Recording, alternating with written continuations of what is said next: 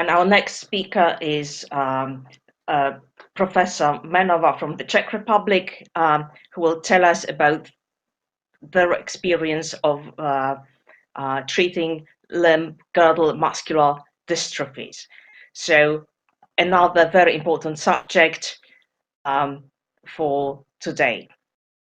A neurologist and I work at the Neuromuscular Center at Motol University Hospital in Prague. And I'm going to share with you our experience with taking care of patients with limb-girdle muscular dystrophy. In my presentation, I would like to share some general information on definition, history, and classification of LGMDs, then some epidemiologic data, situation in our center, and to talk about what we can actually do for or with our patients. And last but not least, I would like to mention our latest success, which is the National Registry of LGMDs that came to life in July this year. Limb-girdle muscular dystrophy is a group of rare progressive genetic disorders. What they have in common is a progressive muscle wasting affecting predominantly girdle muscles. In the picture, you can see the shoulder girdle consisting of muscles of upper arm, shoulder blade, neck, and pectorals, and the pelvic girdle consisting of thigh muscles and muscles of buttocks.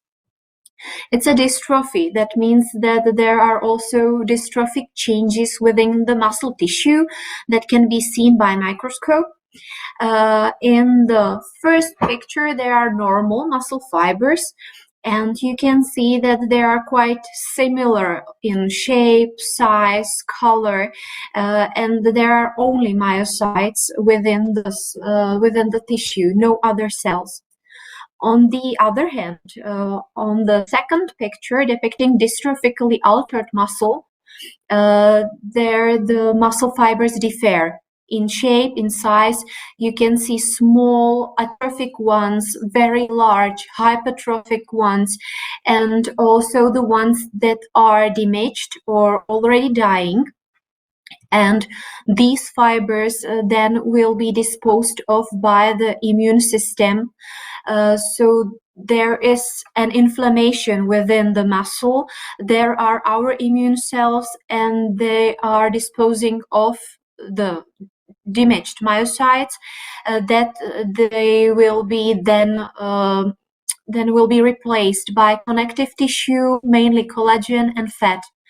And that is the ultrastructural principle of losing muscle strength, of muscle atrophy, and of also development of contractures. Yes, the limb-girdle muscle dystrophy was originally described in 1954 by John Walton and Frederick Natras, who are famous neurologists and basically the fathers of modern myology, the branch of medicine that concerns itself with muscle diseases.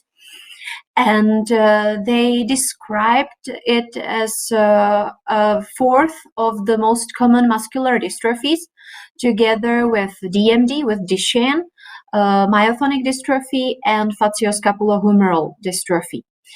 And the cardinal features, according to them, were the late onset in late first or second or third decade, then the girdle weakness, transmission via autosomally recessive gene.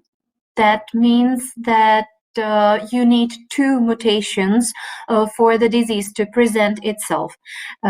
So usually both parents need to be carriers and pass on the mutation to their child, who then has two mutations and the disease will present. And they also written, Walton and Natras, that there is a relatively slow course which nevertheless leads to severe disablement and often death before the normal age. Now, almost 60 years later, our point of view on limb-girdle muscular dystrophies is slightly different. Well, first of all, we know that it's not one disease, but rather a really big group and very variable group of different diseases. 32 genes were described connected to limb-girdle muscular dystrophy. In the new definition, it's genetically inherited and, of course, mostly autosomally recessive, but there are also dominant variants. The situation that gave the disease the name, the girdle weakness, of course, stays a part of the definition. And then there are some other facts connected mainly to the new methods, to the results of some clinic tests we perform, like elevated serum creatine kinase activity, degenerative changes on muscle imaging, and dystrophic changes on muscle histology. To demonstrate how complicated the situation with currently known LGMDs. Well, there was this old classification when disease was given a number, 1 if it was autosomally dominant, or 2 if it was recessive, and then a letter. But with more and more new genes and proteins to be found and new types of LGMDs to be described, in 2017 we reached the letter Z, and we basically became short of letters. So the new classification was needed. It was published in 2018. Here you can see it, and now the letter is given to the disease: D for autosomally dominant, R for recessive, and a number, which is the rank of discovery. So if you another part of the name of the disease, then there is the protein within the muscle whose function is damaged. So, for example, if you have autosomally recessive calpainopathy, you also have LGMD R1 calpain 3 related. And here the picture. Again, to show you the complexity of the problem. I guess I can't show within the picture, so it's a little bit complicated, but what you can see, it's a muscle ultrastructure. There is extracellular or out of cell space, the muscle membrane, with a lot of receptors or transporters and some famous molecules like dystroglycan, sarcoglycan, dystrophin, and there is also the sarcomere. You can see it in the left corner of the slide, and sarcomere is a very important part of a muscle. It's the smallest contractile element. It consists mainly of actin and myosin fibers, and it actually acts like a spring. It can shorten or lengthen, and then this is the ultrastructural principle for the muscle contracting and relaxing. Well, and on the right side of the slide, you can see all of the genes that to LGMDs. So you see the group is really big, and we believe other will be discovered in soon future. So that was about the general information, and now to the epidemiology. I've already mentioned that limb-girdle muscular dystrophy is, as the whole group, the 4th most common cause of genetically caused muscle weakness. Its prevalence differs throughout the world, from 1 in 14,050 to 1 in 123,000. And in the Czech Republic in 2014, there was a study which aim was to determine which types are the most frequent in our population. And it was found that the most common type is recessive calpainopathy, with almost a third of cases, and other more common ones were FKRP-related sarcoglycanopathies and anoctamin 5-related LGMDs. Well, I'm sure you've heard of the Czech Republic. We are a small country in the Central Europe. About 10.5 million inhabitants live in here, but we have quite a thick network of neuromuscular centers. There are 9 of them, and 2 of them are also the part of ERN, of the European Reference Network for Rare Diseases. One of them is my center in Prague, and the second one is in Brno. In my center, we currently take care of almost 100 of patients with LGMD. Of 44 are pediatric patients and 47 are adult patients. You can see in the diagrams, I'm sorry, I forgot to show you. You can see in the diagrams that calpainopathy again is the most common among our patients, with 18 pediatric and 24 adult patients. And then the children and adults differ a little bit.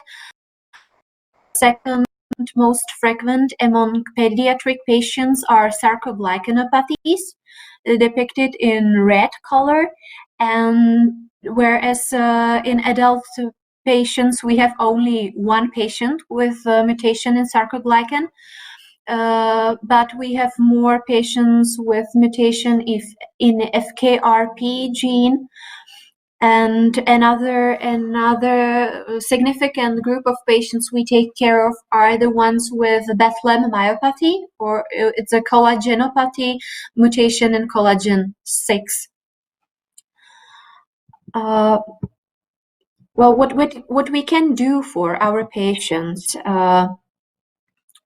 They came to us, first of all, to determine the diagnosis. They are usually sent by their physician, by the general neurologist. So we are supposed to find the diagnosis and verify it by means of molecular genetics.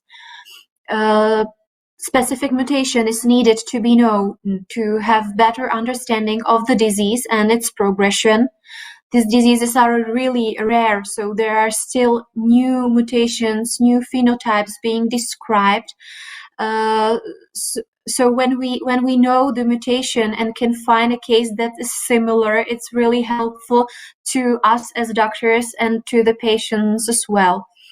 Then the mutation is necessary to test the other family members who are in risk, especially in autosomally dominant diseases.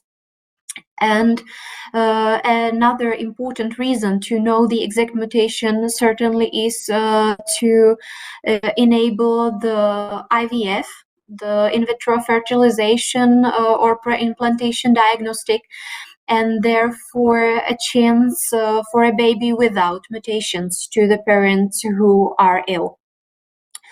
And of course, we are not here yet with LGMDs but the exact mutation is also necessary then to be subjected to some kind of new therapy, to the gene therapy. We can see some promising results in sarcoglycanopathies or dysferlinopathy, for instance. This slide I've included only again to show you that the situation for us as a doctors is complicated, because the phenotypes, how the patient with LGMD looks like, is very variable. All have the same mutation in calpine 3, but they differ in severity of the disease. There is a man with a really mild phenotype who is 68 years old, still ambulatory with only slight atrophies.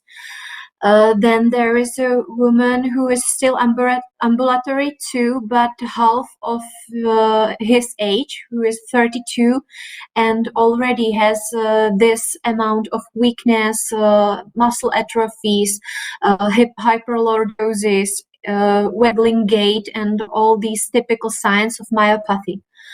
And then, of course, there is the severe phenotype, a patient who lost ambulance around 40 years, who is using a wheelchair, has several atrophies.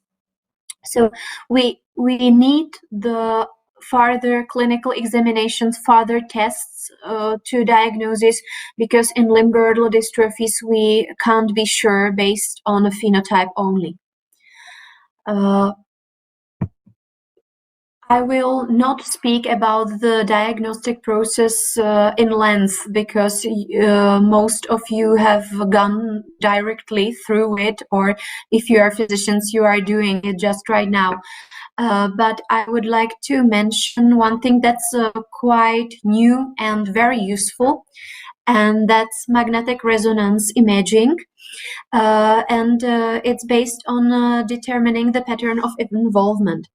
As you can see, there are 3 animal patterns, and if you close your eyes in your head, maybe you can find out which animal they belong to here. And quite similar we can use with muscle patterns. By experience, it was discovered that some diagnoses affect some muscles predominantly. Some muscles are affected even in the earliest stage of the disease, but another muscles are not, and they are relatively spared even if the patient, for example, lost his ambulance in the later stages of the disease. And if experienced radiologist or myologist sees the pattern, he can have a strong suspicion on which gene is affected. Here you can see images from magnetic resonance. Upper, there are muscles of pelvis, then muscles of thighs, and then of the lower limbs. And the healthy muscles are the gray.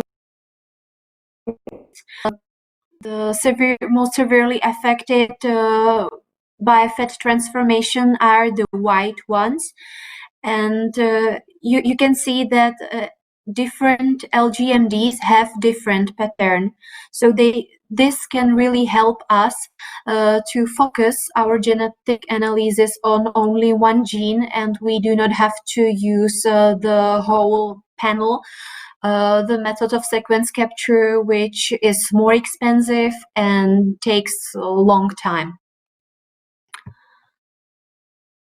Well, when we come to the management of care on people with limb-girdle muscular dystrophy, in the center, of course, always it's the patient and his needs, his wants. And around him, we tried to build up a multidisciplinary team. In the team, there is a neurologist, physical therapist and social worker, then cardiologist, pneumologist, and orthopedist, and cooperating specialists. And of course, some of the really important people are not part of the diagram. I'm sorry, but these would be certainly the pathologist, the clinical genetics, and then based on the diagnosis, we also have cooperating speech therapists and occupational therapists who are really important for some types of LGMDs. What we can provide our patients with, well, when we have the diagnosis, then follow-up neurologic examinations follows, usually in the frequency once per year, but it depends on patients' needs. During the follow-up, we usually assess the disease progression, we perform the screening of extramuscular complications in cooperation with cardiologists, with pneumologists. We actualize the plan for physiotherapy according to patient's current state. And we can also advise on social support. That means, for example, how to apply for funding for some changes within a flat, for a new car, for how to get some. I'm sorry.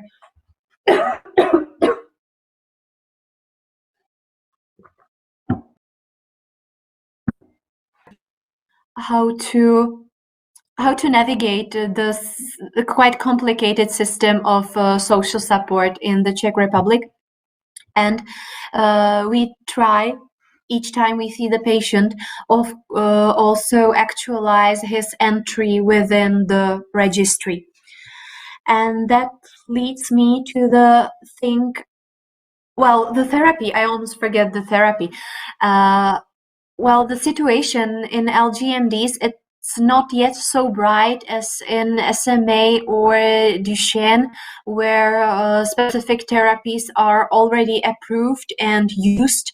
However, the process is demanding, exhausting, financially. I'm sorry. Well, what we have here as a standard in in patients with LGMD is symptomatic therapy. That means regime measures like stretching, regular exercise, regular physiotherapy, avoiding of mild-toxic drugs. Our patients usually have balneotherapy too, usually once per year or once per 2 years. And we, of course, assist with prevention and solving of complications. But what's hopeful is that there are some therapy already in a phase of clinical studies. Now it's the lower stages, 1 or 2. And there are 2 ways of therapy of limb-girdle muscular dystrophies now. First of them is the immunomodulatory. And the idea behind this is that there is an inflammation and our immune system is disposing of the damaged fibers. But a person with a muscular dystrophy needs all of his muscle fibers, even the damaged one. So the drugs try to decrease, to slow down the immune reaction, and thus protect the muscle fibers and slow down the progression of the disease. And there are also some promising clinical studies in gene therapy for dysferlinopathy and sarcoglycanopathy, but they are in phase 2 usually, or 1. That means that the safety was tested. They weren't given as drugs to cure yet. For SMA, DMD, myotonic dystrophy, FSHD, and since this summer for LGMD also.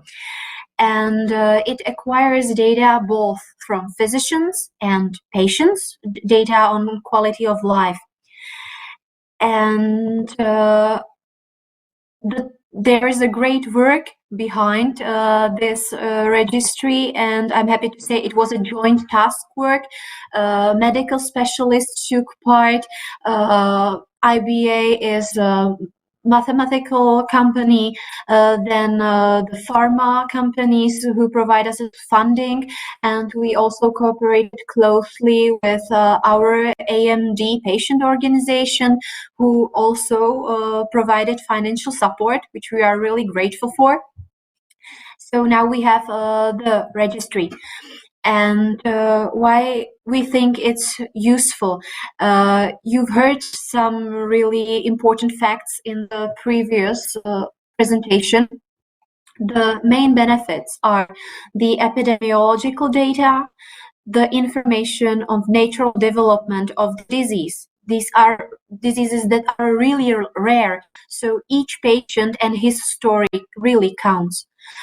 We need the information on the quality of life, because it's one of the most important markers of the standard of the care that is provided within the country.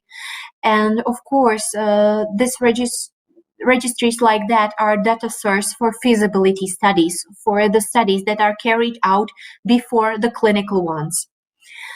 Who can use the data? The data are used, of course, by healthcare providers to see and to stand up to standards of care, but they are really useful also in discussion with healthcare payers like insurance companies, regulators.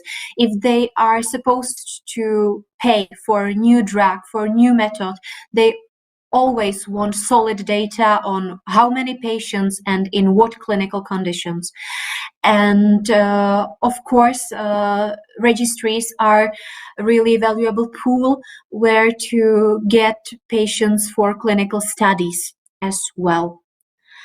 Well, and I'm almost out of time. I'm sorry. So thank you for attention. And if you have any questions. Thank you. That was another great presentation, which again supports the importance of data for patients and clinicians alike. And there are a few questions, in fact, from the audience. The first one concerns the main basis for diagnosis. Is it biopsy or genetic testing? And if so, is genetic testing covered by the healthcare system in your country? Well, in LGMDs, it's definitely genetics. We come straight from muscle imaging to genetic testing. We do not usually perform the biopsy. And the genetics has to be indicated by a clinical genetics, and then it's covered by insurance company when it is a single gene analysis or the standard panel of neuromuscular diseases. If we didn't manage to find the diagnosis by these two, also whole genome sequencing can be performed, but this is within some kind of grant, like in a study, but it's also for free because we are the part of ERN. All right, so I'll squeeze one more question, if I may. What is the importance of having a national registry alongside all those international registries? What do you think? Well, when the great company, pharmaceutical, for instance, want to carry a research, they choose countries. And so they need these feasibility studies, and these national registries help us to provide them with data. That is the most important reason for patients, I think. And for us, of course, it is the possibility to discuss and to fight for our patients with insurance companies and with our government for their rights and means of care. Okay, thank you. Thank you so much for this fascinating presentation.